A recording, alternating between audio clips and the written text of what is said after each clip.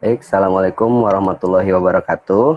Bapak Ibu Guru yang saya hormati, teman-teman sekalian yang sudah menantikan live hari ini. Eh, saya buka kegiatan hari ini dengan baca basmalah. Bismillahirrahmanirrahim. Di hadapan kita sudah hadir Guru Rahman. Ini jauh-jauh kita undang dari Sulawesi Selatan.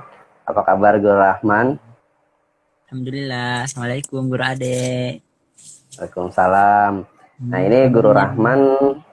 Alhamdulillah kabar saya baik. Guru Rahman bagaimana kabarnya? Alhamdulillah. Oke. Baik juga Ini ini.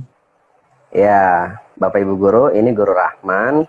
eh, Guru Rahman Abdurrahman MPD ya. Ini lulusan S2 UIN Syarif Hidayatullah Jakarta, Manajemen Pendidikan. Beliau aktif saat ini menjadi penanggung jawab program pendidikan dan dakwah di Dompet Duafa, Sulawesi Selatan. Nah, hari ini insya Allah akan sharing ya, berbagi pengalaman tentang tema kita hari ini, yaitu mengembangkan program pendidikan dan pemberdayaan masyarakat melalui media digital. Ya, karena kita ketahui ya saat ini memang aktivitas sosial maupun pendidikan semua dilakukan melalui platform digital. Jadi bagi Bapak Ibu Guru yang ingin mengembangkan program pendidikan, program pemberdayaan masyarakat, pelatihan melalui media digital, hari ini simak sampai tuntas ya pembahasan atau diskusi obrolan ringan yang akan kami bahas bersama Guru Rahman. Oke, baik, untuk mempersingkat waktu, mungkin Guru Rahman ingin menyampaikan ya sedikit pendahuluan terkait materi kita hari ini. Namun sebelumnya kita buka dengan basmalah. Bismillahirrahmanirrahim. Silakan Guru Rahman menyampaikan poin-poin yang mungkin penting diketahui untuk teman-teman sekalian. Oke, terima kasih Guru Ade. Bismillahirrahmanirrahim. Assalamualaikum warahmatullahi wabarakatuh. Waalaikumsalam warahmatullahi wabarakatuh. Syukran walhamdulillah. Salatan wassalaman ala rasulillah. Iyahu na'budu wa iyahu nasta'in amma ba'd. Allahumma salli wa sallim wa barik ala sayyidina Muhammad wa ala alihi wa sahbihi ajma'in amma ba'd. Alhamdulillah kita bertemu di kesempatan kali ini. Kita memuji kepada Allah Subhanahu wa taala. Kita masih diberikan kesempatan ya untuk bersua kembali di ruang-ruang online kita. Terkhusus kepada Guru Ade. Wah, ini lama nggak ketemu ya, Guru. Terakhir Iya. apa ya? Terakhir itu 2018 akhir ya. 2018 akhir ya. Iya, 2018 akhir Guru Rahman pernah tugas di Jawa nih. Di Jawa. Ya, kondisi yang seperti ini ternyata tidak luput untuk mempertemukan kita di ruang-ruang online seperti ini. Dan juga tidak menjadi halangan untuk kita tetap beraktivitas, tetap berbuat baik untuk sesama guru, sesama masyarakat, dan khususnya untuk pendidikan di Indonesia. Dan saya lihat ada juga nih guru-guru yang lain yang bergabung, ada Guru Ayu juga, ada Guru Yulianti, dan guru-guru yang lain tentunya. Selamat bergabung Guru, salam hangat dari saya, salam takzim untuk kita semua. Kita bersilaturahim melalui kegiatan-kegiatan yang seperti ini. Kemudian kita bersalawat kepada Rasulullah Sallallahu Alaihi Wasallam, Allahumma salli wa sallim ala Muhammad. Rasul yang menjadi contoh dalam segala hal sehingga dikatakan menjadi uswatun hasanah.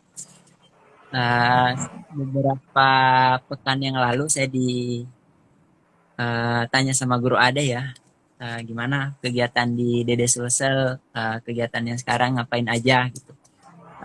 Sempat sharing-sharing, ternyata ujung-ujungnya adalah untuk memberikan kesempatan untuk berbicara tentang pemberdayaan di pendidikan dan juga di masyarakat.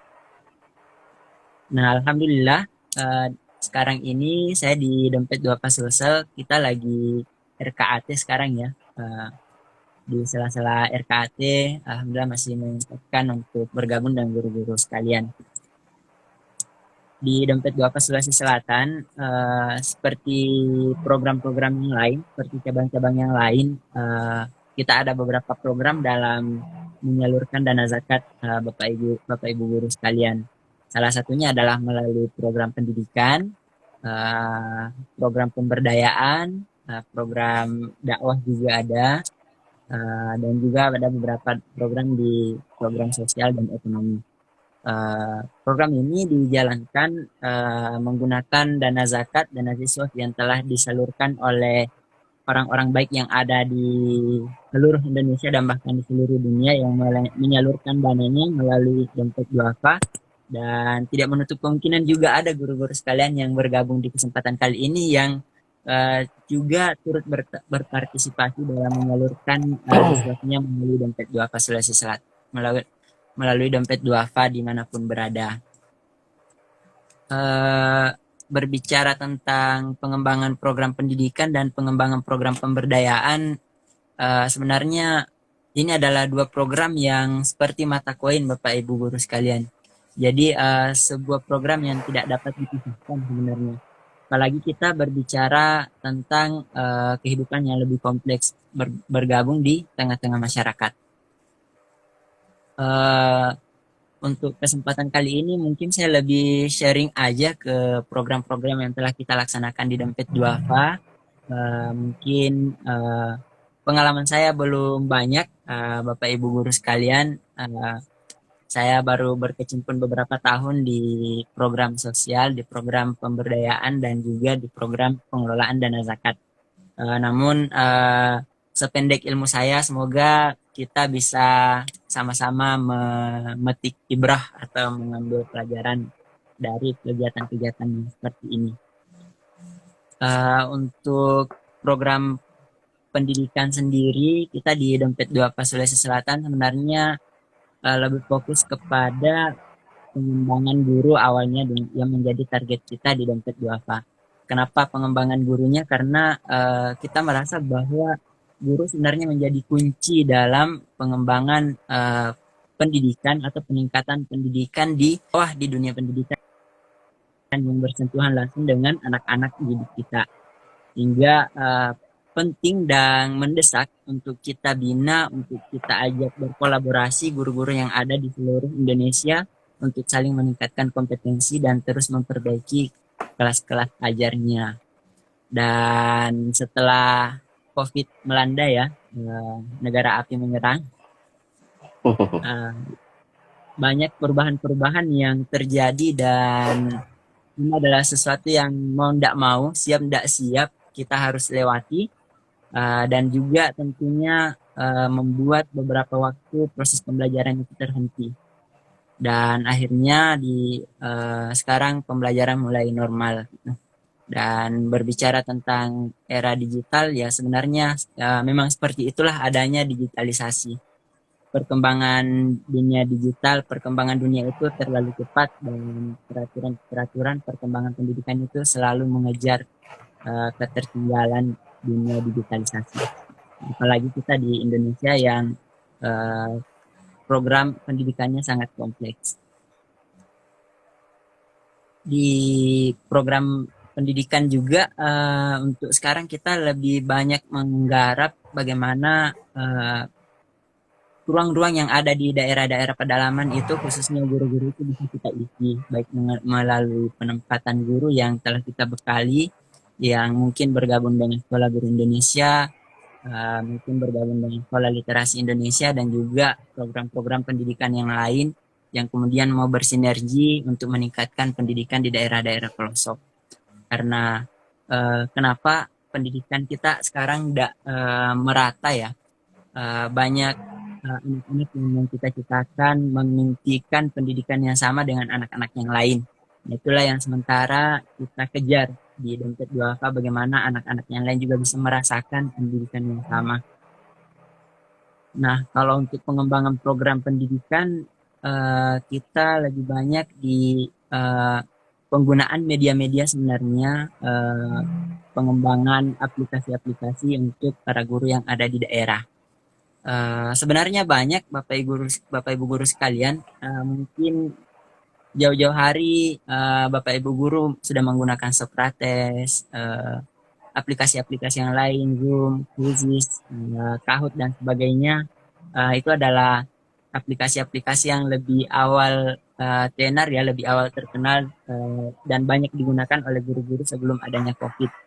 Dan untuk pengembangan di program pendidikan setelah adanya COVID-19 ini, kita lebih banyak bagaimana guru-guru ini memaksimalkan sebenarnya aplikasi-aplikasi yang mudah kayak Zoom, Kahoot dan sebagainya, bahkan memaksimalkan penggunaan aplikasi WhatsApp dalam proses pembelajaran.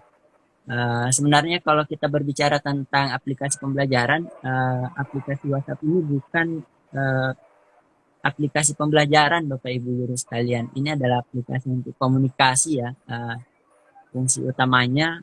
Namun karena ini yang menjadi kendala kita di Indonesia, khusus di Sulawesi Selatan, tidak semua guru punya kemampuan untuk memiliki Android yang canggih, Android yang penyimpanannya luas, sehingga mau tidak mau kita harus memaksimalkan potensi-potensi yang ada. Banyak pelatihan-pelatihan yang telah dilakukan, namun kalau hanya sekedar pelatihan itu tidak cukup bagi kami di Dompet Duafa Sulawesi Selatan. Butuh pengembangan, butuh tindak lanjut yang harus segera diterapkan. Nah itu kalau untuk pendidikan. Kalau untuk program pemberdayaan, ada beberapa pemberdayaan yang dilakukan oleh Dompet Duafa Sulawesi Selatan. Kita ada program namanya Muda Berdaya. Muda Berdaya ini adalah program yang dikelola oleh pemuda-pemuda desa. Jadi kita membina, kita membuka open proposal bagi pemuda-pemuda desa yang mempunyai potensi yang menurut mereka bagus untuk dikembangkan di daerahnya. Kita seleksi, kemudian proposal ini kita seleksi, kemudian evaluasi yang mana yang layak untuk kita coba kembangkan. Sejak awal 2020 ini alhamdulillah ada 7 program pemberdayaan pemuda desa yang didampingi, kemudian bertahap dilakukan evaluasi, dan sampai saat ini ada 4 pemberdayaan yang sedang kita dampingi di beberapa desa yang ada di kabupaten di Sulawesi Selatan. Salah satunya adalah pemberdayaan kopi Arab, kopi Robusta, ada di Kabupaten Pindrang. Kemudian ada agrowisata, pemberdayaan tambak, dan juga untuk tumbuhan hidroponik. Nah ini semua yang telah kita lakukan dan juga punya kendala-kendala yang berbeda sebenarnya. Banyak yang ada di daerah yang sinyalnya tidak ada bahkan sama sekali, untuk melakukan internet pun tidak ada, hingga pengembangan pemberdayaan melalui media digitalisasi itu juga berbeda-beda tindakannya. Karena tidak mungkin kita memaksakan internet atau jaringan di tempat yang belum punya listrik, atau memang kondisi alamnya yang tidak memenuhi untuk diadakan di sana aplikasi atau peralatan-peralatan. Dan ada beberapa juga untuk pemberdayaan di Dompet Duafa kita lebih banyak kepada pemberdayaan ekonomi. Dan kenapa lebih banyak ke pemberdayaan yang sifatnya ekonomi? Karena pemberdayaan ini adalah sampai saat ini saya mengatakan bahwa mungkin menjadi salah satu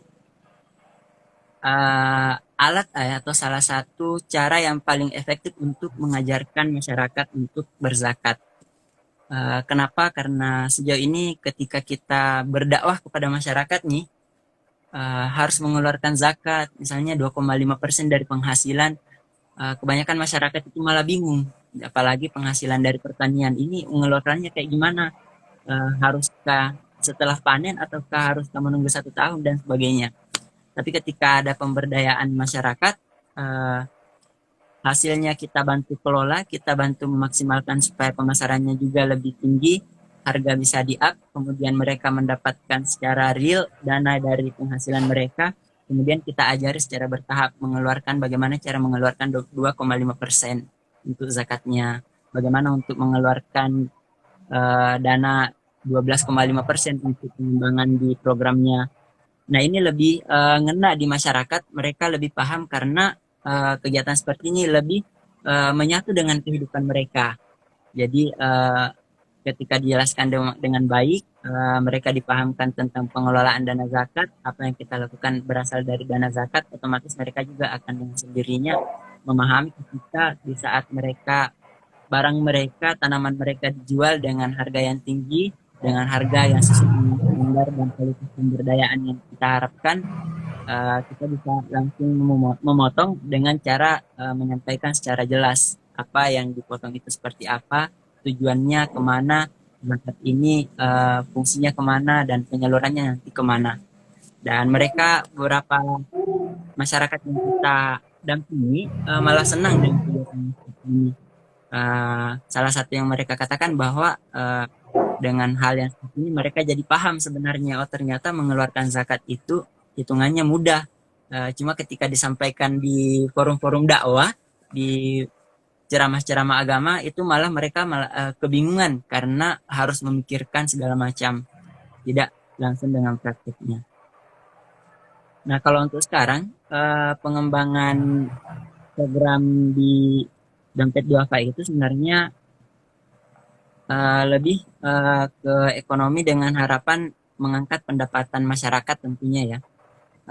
Karena tujuan dari pemberdayaan sendiri itu adalah mengangkat kualitas tanaman atau mengangkat kualitas dari apa yang diberdayakan dari masyarakat. Sehingga nilai jual kita keluar juga lebih tinggi. Sehingga secara tidak langsung masyarakat akan mendapatkan nilai tambah baik dari segi ilmunya ataupun dari segi ekonominya itu sendiri. Kemudian untuk keuntungan dari pemberdayaan ekonomi ini sebenarnya kita juga membantu warga mendapatkan lapangan kerja baru. Termasuk di Muda Berdaya, awalnya banyak pemuda-pemuda yang menganggap mereka seolah-olah tidak bekerja di desanya, seolah-olah tidak memberikan pengaruh, tapi setelah didampingi ternyata mereka bisa melakukan hal-hal yang sederhana, mendampingi desa untuk mengelola kopinya misalnya, mulai dari cara memangkas, memanen dengan baik, kemudian mengolah, dan mereka juga berusaha memasarkan. Dan tentunya kita juga perlahan memasukkan teknologi-teknologi kepada masyarakat, memasukkan mulai memberikan bantuan mesin dan sebagainya untuk meningkatkan kualitas produktivitas dari pada masyarakat itu. Nah, itu yang kita harapkan berkaitan dengan pengembangan digitalisasi atau digital, sangat membantu sebenarnya di program pemberdayaan. Namun kita di dalam pengembangan pemberdayaan melalui media digital itu agak sulit sebenarnya untuk langsung ke masyarakat atau yang kita sebut dengan istilah penerima manfaat di Dompet Duafa. Kenapa? Karena tidak semua masyarakat yang kita dampingi itu punya HP Android. Tidak semua lokasi pemberdayaan kita ada jaringan, ada sinyal. Malah beberapa lokasi malah sinyal atau listrik pun belum ada. Sehingga kita bisa memaksimalkan pengembangan pemberdayaan melalui digital itu dari segi pengelolaan dari orang yang mendampingi. Jadi lebih banyak kepada pengelolaannya. Pengelolaan pemberdayaannya maksudnya. Mulai dari pencatatannya atau programnya, dari brandingnya dan segala macam itu kita dampingi melalui program digitalisasi. Kemudian yang sangat mendukung sebenarnya pengembangannya adalah di bagian pemasaran, guru-guru sekalian. Sebelum kita dampingi beberapa teman-teman yang aktif di pemberdayaan itu kadang kebingungan melakukan pemberdayaan tapi tidak punya pasar. Jadi kita di Dompet Duafa Sulawesi Selatan mencoba membangun mereka, membuka wawasan mereka bahwa sebenarnya pasar itu banyak. Tinggal kita yang belum mencari, memaksimalkan potensi yang ada. Era digital sangat membantu pemasaran produk-produk pemberdayaan. Untuk sekarang ada beberapa produk pemberdayaan yang kita dampingi itu sampai dijual ke Pulau Jawa. Ada beberapa kafe-kafe nasional beberapa kafe-kafe yang besar, mungkin sekelas Madaya juga ada yang kemudian memesan langsung ke program pemberdayaannya kita. Meskipun di saat yang seperti ini belum maksimal ya, belum seperti tahun-tahun sebelumnya. Kalau tahun-tahun sebelumnya program pemberdayaan di Dompet Wafa itu ada beberapa yang bisa diminta dalam waktu satu kali pesan itu sampai 100 kilo misalnya untuk kopinya. Untuk sekarang karena ada COVID, eh, itu malah menurun karena kita tahu bahwa COVID juga mempengaruhi segala hal di kehidupan kita ya, termasuk ekonomi. Ada tiga hal besar sebenarnya yang menjadi eh, tujuan dari dari pengembangan melalui media digital, yaitu di pengelolaan pemberdayaannya sendiri. eh, kita selalu meningkatkan kemampuannya melalui bisa mengembangkan melalui contoh-contoh yang bisa dilihat langsung dari YouTube dan sebagainya. Kemudian pemberdayaan pemasarannya bisa dibuatkan beberapa aplikasi yang terkait dengan pencatatan. Bagaimana ada beberapa aplikasi yang baru ya yang sering kita buku kas misalnya itu mulai coba kita akan gunakan, coba kita kembangkan supaya terus digunakan untuk lebih mengembangkan dan pencatatan orang yang kita berdayakan itu lebih teratur dan lebih terarah gitu. Dan tentunya ada hal yang sangat mendasar juga dari pemberdayaan ini, yaitu karena dari pengembangan pemberdayaan ini terjadi beberapa perubahan sosial sebenarnya. Ada nilai-nilai yang berubah, ada pemahaman-pemahaman yang berubah dari masyarakat. Nilai-nilai sosialnya itu salah satunya adalah bagaimana mereka lebih menghargai satu sama lain, lebih aktif komunikasi, lebih giat untuk belajar, dan juga kita berusaha untuk mendampingi bagaimana ke depan orang-orang yang kita berdayakan lebih maksimal dalam beribadah. Bertahap kita ajari mulai dari zakat, nanti selanjutnya ibadah-ibadah yang lain yang mungkin lebih spesifik. Itu sih Guru Ade dari saya di programnya di Dompet Duafa, mungkin tidak sehebat program-program yang lain, tetapi semoga dengan program-program yang ada sekarang bisa membuka pikiran kita untuk melakukan hal-hal yang baru dan terus berinovasi untuk masyarakat-masyarakat di Indonesia. Oke, baik. Jadi di sini ada dua pembahasan yang seru ya tadi. Yang pertama ada program pengembangan program pendidikan, yang kedua ada pengembangan program pemberdayaan masyarakat. Jadi ini efek dari hadirnya pandemi yang sudah berjalan kurang lebih hampir 1 tahun ini ya. 1 tahun kurang 1 bulan lagi nih pandemi ini berjalan, sehingga muncullah ya inisiasi-inisiasi pengembangan program pendidikan, inisiasi-inisiasi program pemberdayaan masyarakat. Nah, ini ada beberapa dari guru-guru kita sebenarnya ingin bertanya.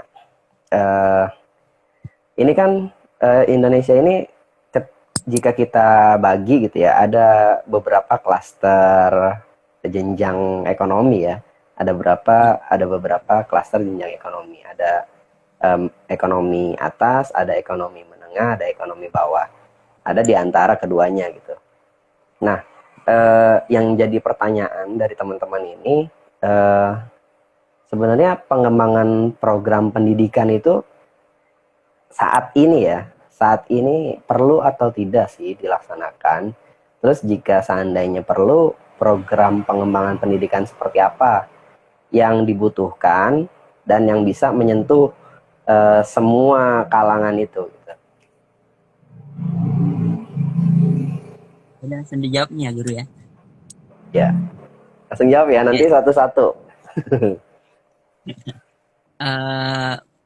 Pengembangan di bidang pendidikan sih mau tidak mau ya kita akan kembangkan karena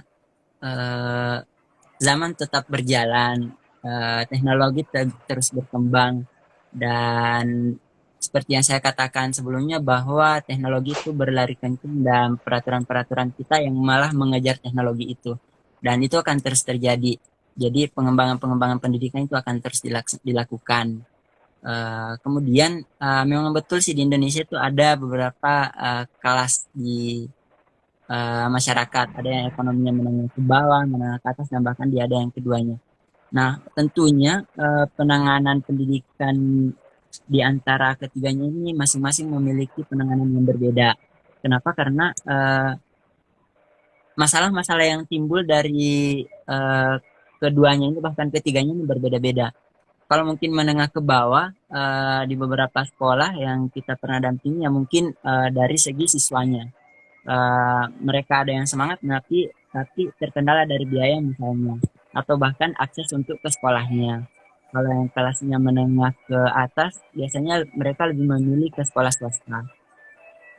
Namun di beberapa sekolah swasta juga kadang anak-anak itu karena sudah terbiasa dengan hal-hal yang mewah di rumahnya, jadi dia lebih bersifatnya agak lebih manja dibanding orang-orang yang belajar di kelas ekonomi menengah ke bawah.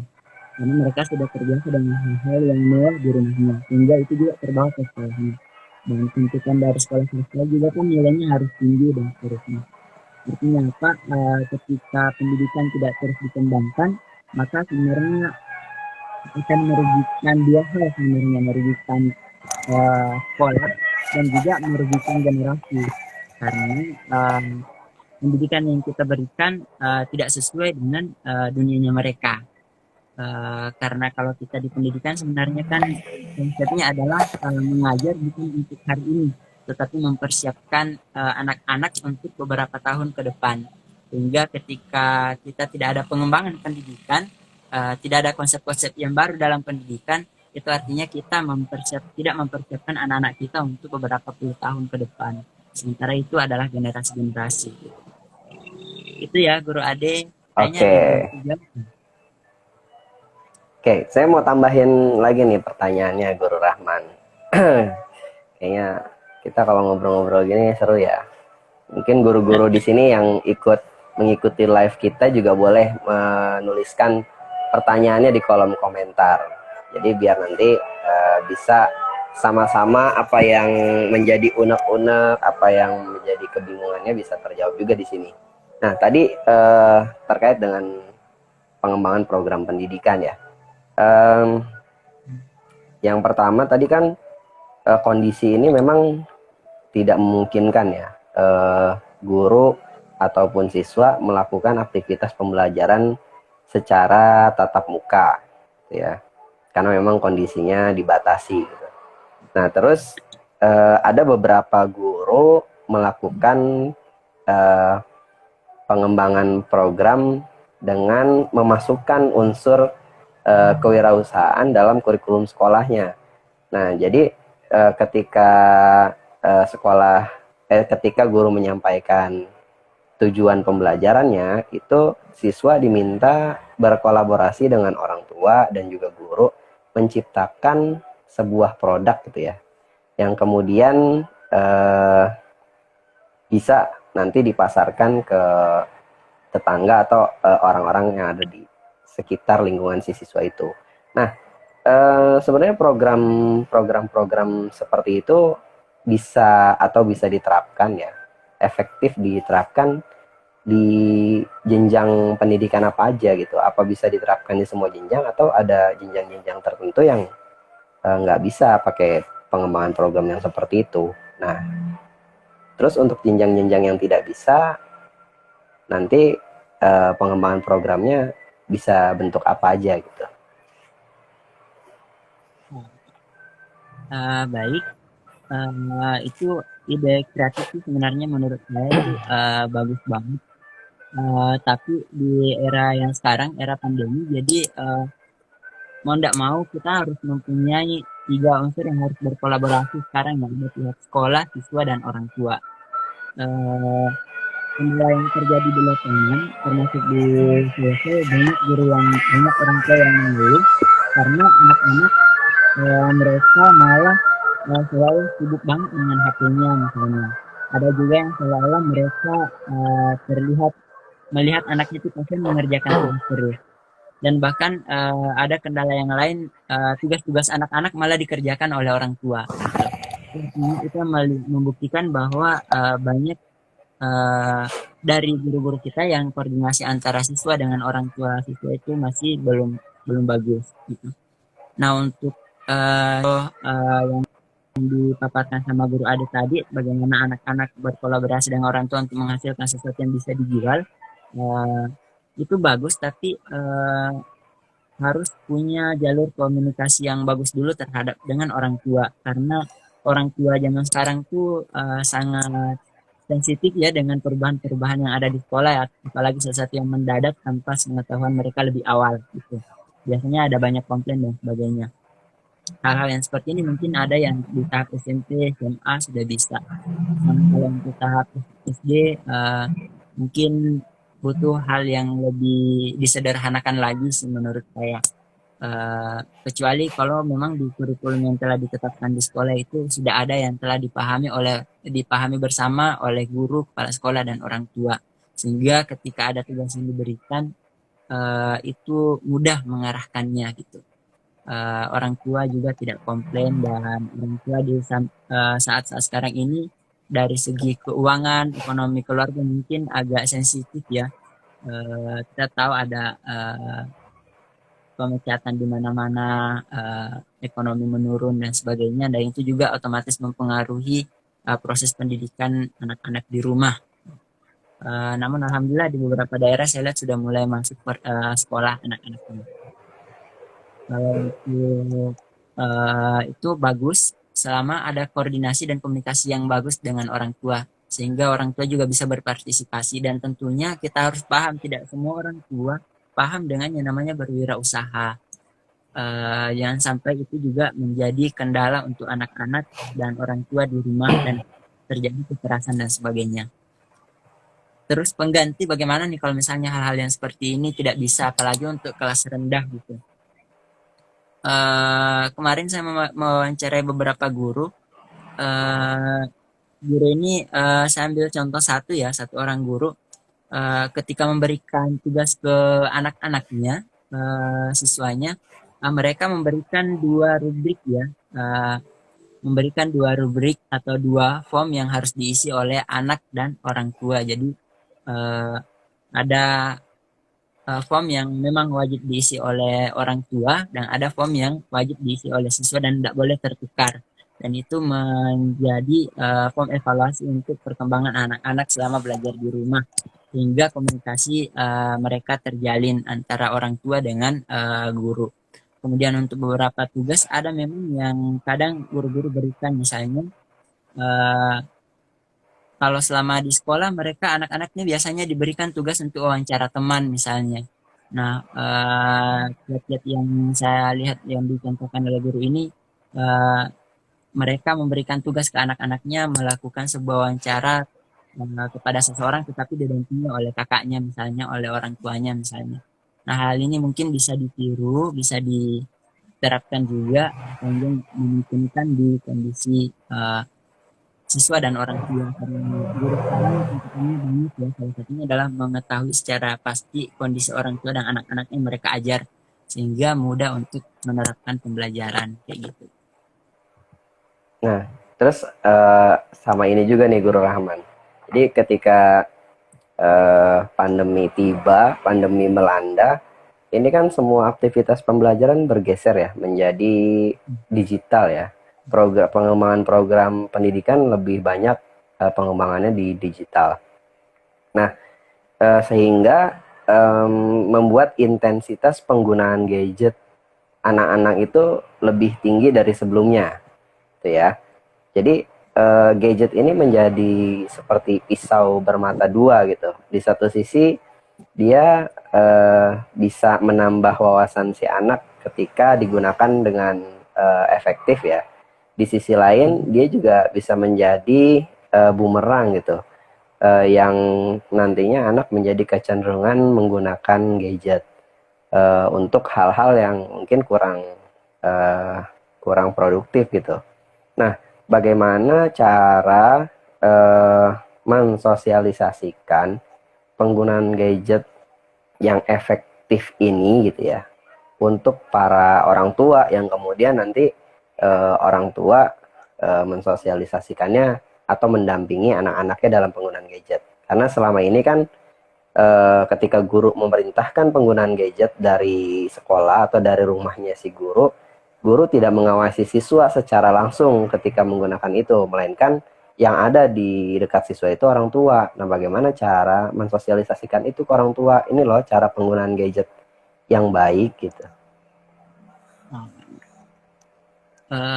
Itu menjadi kelemahan penggunaan gadget ya yang harus kita pahami bersama. Jadi satu hal yang harus kita pahami bahwa setiap media yang kita gunakan itu mempunyai kekurangan dan kelebihan. Gitu. Itu yang harus kita pahami bersama. Kelebihan dari menggunakan HP dalam pembelajaran ini adalah memudahkan kita untuk menyampaikan informasi dan sebagainya. Namun kita harus paham juga dengan kelemahan-kelemahan yang ada. Salah satunya adalah penyalahgunaan dari siswa atau tidak maksimalnya menggunakan HP dalam pembelajaran. Nah, yang dikatakan oleh Guru Ade, peran orang tua memang sangat besar ya sebenarnya di dalam penggunaan HP dalam pembelajaran. Sosialisasi yang perlu disampaikan oleh guru mungkin kita akan sulit ketika menyampaikan kepada orang tua bahwa jangan sampai anaknya menggunakan kepada hal ini. Itu mungkin akan membuat orang tua bingung sebenarnya. Yang perlu kita laksanakan salah satunya adalah menyampaikan kepada orang tua targetan-targetan yang harus dicapai dalam penggunaan aplikasi atau HP itu. Jadi ketika kita menyampaikan kepada orang tua bahwa jangan sampai anaknya membuka ini, mungkin akan menimbulkan ketakutan atau keresahan terhadap orang tua. Dan mungkin boleh jadi konsep yang disiapkan oleh orang tua itu akan berbeda-beda kepada anaknya. Mungkin ada yang agak keras, mungkin ada yang memahami, menyampaikan secara lembut dan sebagainya, tetapi itu akan memberikan pengaruh yang kurang baik kepada orang tua. Jadi untuk sosialisasi kepada orang tua mungkin lebih dispesifik kepada tujuan pembelajaran yang harus dicapai dalam penggunaan HP itu. Jadi orang tua lebih punya target kepada pengembangan pembelajaran anaknya, bukan kepada pengawasan penggunaan HP-nya. Jadi itu guru. Lebih banyak kepada target-target yang harus dicapai dalam menggunakan aplikasi, dalam menggunakan teknologi. Bukan malah dikhawatirkan dengan hal-hal yang lain. Karena mau tidak mau kita yakin bahwa orang tua kan selalu mendukung anaknya. Jadi agak sulit ketika kita harus memberikan batasan-batasan sementara orang tua juga tidak paham sebenarnya pembelajaran apa yang akan dicapai oleh anaknya. Gitu. Nah, terus ini ada lagi problem yang muncul setelah itu ya Guru Rahman. Jadi kemarin itu ada beberapa orang tua di sekitar rumah saya nih, ada sekolah di sekitar rumah saya. Orang tuanya mungkin sedikit memakai logika berpikirnya gitu ya. Jadi mereka berpikir kayak gini, oh saya tahu nih cara ngajarin anak-anak menggunakan handphone untuk belajar gitu. Saya kasih tahu cara anak-anak menggunakan handphone untuk mencari materi, untuk mempelajari sebuah rumus misalnya dari Google gitu. Nah terus anak-anak diajarkan sama orang tua di rumah menggunakan handphone kuotanya dibelikan oleh orang tua. Terus anak-anak sudah tidak lagi berangkat ke sekolah. Terus ada pertanyaan, kenapa saya harus tetap bayar SPP misalnya gitu ya. Lalu peran gurunya apa di sini? Apakah kemudian ketika penggunaan gadget ini sudah optimal, apakah peran guru sendiri itu akan hilang? Oke. Itu problem yang terjadi hampir di seluruh sekolah sih sebenarnya guru. Banyak orang tua yang kadang menggunakan nalar mereka dalam menghadapi kondisi yang seperti ini. Ini kan terkait dengan banyak hal, termasuk dengan tuntutan ekonomi dan sebagainya. Padahal kalau kita berpikir bahwa baik adanya media, adanya internet dan sebagainya, semakin majunya teknologi, posisi guru itu sebenarnya adalah sesuatu yang akan sulit dan tidak pernah tergantikan sebenarnya. Karena kalau dari Google, dari internet, mungkin mereka bisa mengambil dari taraf kognitifnya saja, pengembangannya saja, atau pemahamannya saja, tapi dari segi behavior atau dari segi kemampuan afektifnya atau praktik-praktik dan sebagainya, itu semuanya sebenarnya harus dengan tuntunan guru sebenarnya. Eh, Kata beberapa tulisan saya dapati bahwa bisa sebenarnya peran guru itu akan tergantikan kalau misalnya internet sudah bisa mengajarkan tata krama kayak gitu. Sikap sebenarnya adalah sesuatu yang sulit dan tidak pernah bisa diajarkan oleh siapapun selain guru gitu. Dan ini yang tidak pernah hilang dari guru itu sendiri sebenarnya. Jadi pikiran-pikiran orang tua memang macam-macam karena mereka mengalami kehidupan yang berbeda-beda, tetapi tergantung dari sekolah bagaimana kemampuan mereka menyikapi hal-hal yang seperti ini, sehingga anak mereka tetap belajar dan gurunya juga tidak terzalimi gitu, Guru. Oke, terima kasih nih Guru Rahman sudah memberikan jawaban terkait tadi ya pengembangan program pendidikan. Nah, sekarang kita akan masuk ke pengembangan program pemberdayaannya nih. Kemarin kan yang kita sempat lihat beberapa guru melakukan itu ya tadi, mengajak siswa untuk menciptakan inovasi sebuah produk gitu ya, yang nanti bisa dipasarkan menjadi ya semacam UMKM gitu ya, usaha menengah, usaha kecil menengah gitu. Nah, bisa nggak pengembangan program pendidikan ini nanti dikaitkan gitu dengan program pemberdayaan masyarakat? Mengingat mungkin mungkin salah satu ya bisa dikatakan pendidikan itu sebenarnya tidak bisa dikatakan sebuah bisnis ya, tapi salah satu yang tetap berjalan saat pandemi walaupun tidak ada tatap muka, salah satunya pendidikan. Nah, mungkin atau tidak tadi ya pengembangan program pendidikan itu menyentuh pada pengembangan program pemberdayaan masyarakat gitu, dan dan masyarakat seperti apa yang bisa mendapatkan itu gitu. Untuk siswa menyentuh masyarakat sebenarnya bisa, bahkan kalau kita punya strateginya itu bahkan keren banget sebenarnya menurut saya, Guru. Kenapa? Karena kita sebenarnya mengajarkan anak-anak ini sebenarnya langsung terjun ke dunianya mereka. Bagaimana mereka bisa bersosialisasi dengan masyarakat dan sebagainya. Namun untuk mengajarkan anak-anak menjadi orang yang penggerak langsung, menjadi mesin langsung misalnya, maksud saya mereka yang membuat kemudian dipasarkan dan sebagainya, itu agak sulit. Kenapa? Anak-anak itu sekarang mereka belum siap untuk menjadi orang yang bekerja di dapur maksudnya. Jadi mereka belum punya kemampuan untuk melakukan menciptakan sesuatu sendiri, kemudian memasarkan sendiri, menjual sendiri, kemudian mendapatkan penghasilan sendiri. Anak-anak itu belum siap. Sehingga kalau mau dipadukan dengan masyarakat, dengan kemampuan dengan masyarakat, kita bisa mengarahkan dengan hal-hal yang lain. Contoh melihat peluang-peluang yang ada di sekitar mereka. Bisa menjadi tangan kedua dalam meningkatkan penghasilan masyarakat. Kayak gitu, Guru. Kan kita melihat berapa sih orang di dunia ini yang sukses karena dia menciptakan sesuatu, kemudian mengelolanya dengan sendiri.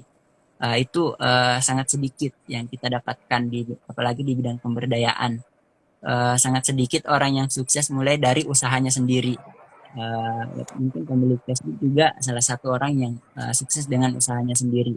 Tetapi bisa dihitung jari. Namun kalau kita bertanya berapa sih orang yang sukses karena menjadi yang kedua dari usaha orang lain, ini yang banyak sebenarnya. Nah, kalau kita bisa mengelola salah satu program yang bisa dikelola oleh anak-anak sebagai tangan kedua, kemudian memasarkan, membantu warga yang lain, nah itu lebih keren sebenarnya. Karena mereka tidak terlalu terganggu, mereka tidak meninggalkan pembelajaran mereka, namun mereka bisa memberikan manfaat yang lebih besar. Dan bahkan sampai di taraf mahasiswa sih sebenarnya saya melihat Bahkan banyak mahasiswa yang tidak siap juga menjadi tangan pertama dalam sebuah usaha. Mereka hanya bisa lebih banyak menjadi seorang fasilitator. Artinya pengembangan wawasan menjadi orang yang kedua dalam usaha orang lain untuk mensukseskan orang lain itu saya kira program yang harus lebih banyak untuk kita tanamkan di bidang pemberdayaan. Karena yang namanya juga pemberdayaan artinya ingin mensukseskan orang lain bersama-sama gitu. Oke, baik. Ini ada pertanyaan terakhir nih Guru Rahman. Eh, Iya. jadi di program pemberdayaan masyarakat ini kan banyak juga ya yang diinisiasi oleh pemerintah pusat, pemerintah daerah gitu. Nah, terus bagaimana sih cara kita membuat atau mengembangkan program pemberdayaan yang tidak bersinggungan dengan program yang dibuat pemerintah? Itu satu. Terus eh, mengemas program-program tersebut untuk disosialisasikan secara digital bagaimana? Baik.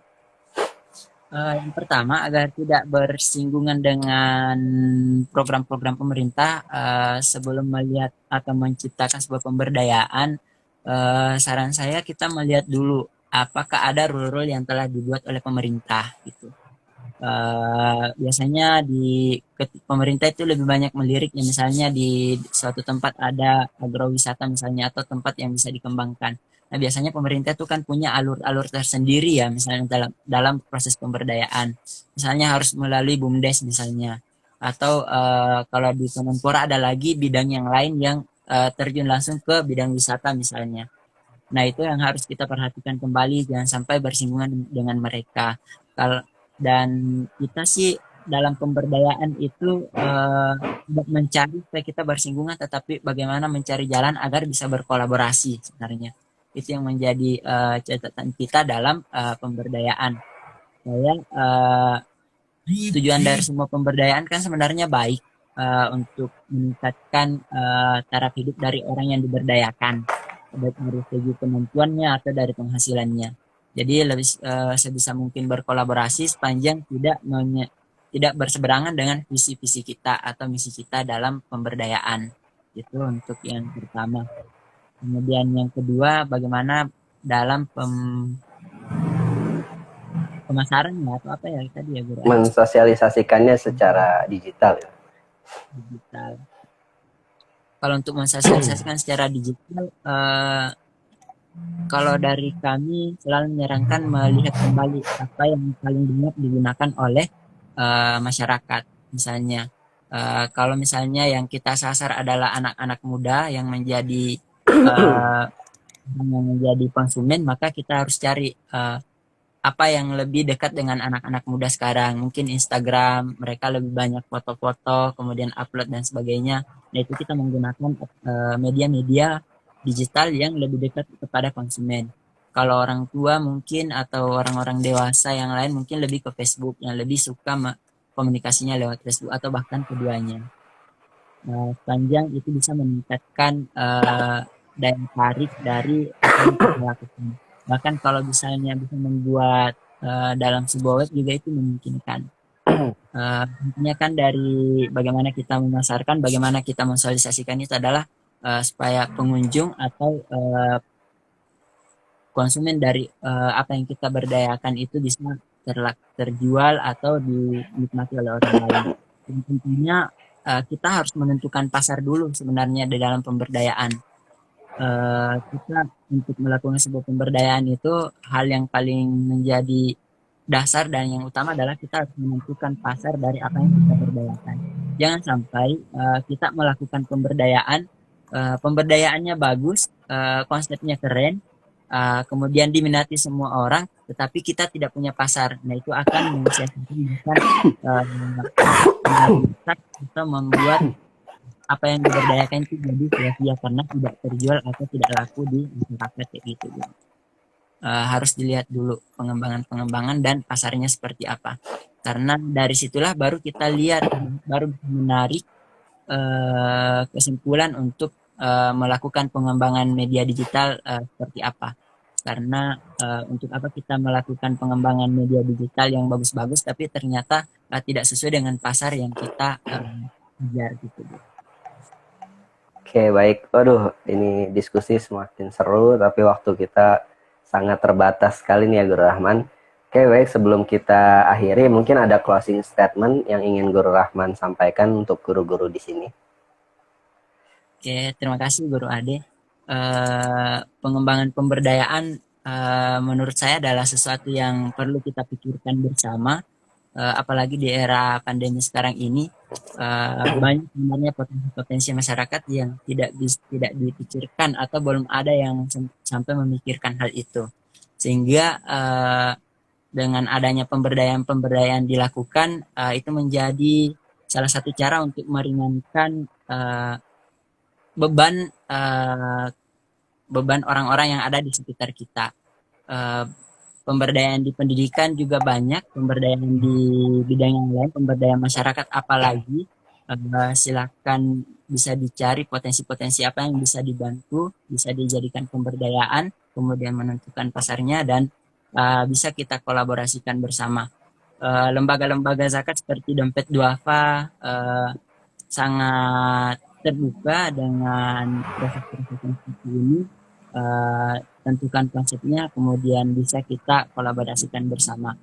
Banyak hal yang perlu kita lakukan untuk memperbaiki generasi kita di pendidikannya, kemudian banyak hal juga yang harus kita lakukan untuk memperbaiki masyarakat-masyarakat yang ada di sekitar kita, sehingga pendidikan anak-anak mereka bisa berjalan dengan lancar, ekonomi mereka bisa terbangun, dan kita bisa menciptakan masyarakat-masyarakat yang lebih beriman, ya, lebih meningkatkan kesalehan mereka melalui program pemberdayaan, apalagi melalui program pemberdayaan yang dilakukan bersama dengan lembaga-lembaga zakat. Itu dari saya, mungkin singkat. Semoga ini menjadi sharing yang produktif di sore kali ini. Amin. Terima kasih Guru Rahman sudah menemani diskusi hari ini selama 1 jam penuh nih. Sangat menambah wawasan guru-guru yang ada di yang menjadi followers dari Smart Indonesia ini. Semoga nanti bisa berdiskusi, melanjutkan diskusinya di lain kesempatan ya. Saya ucapkan terima kasih banyak, mohon maaf kalau ada kekurangan. Mari sama-sama kita akhiri IG live hari ini dengan baca hamdalah. Alhamdulillahirrabbilalamin. Saya mohon undur diri. Billahi taufiq wal hidayah. Assalamualaikum warahmatullahi wabarakatuh. Terima kasih Guru Rahman. Ya, wah, kapan nih kita ketemu lagi nih? Ya, nanti ya kita jadwalkan.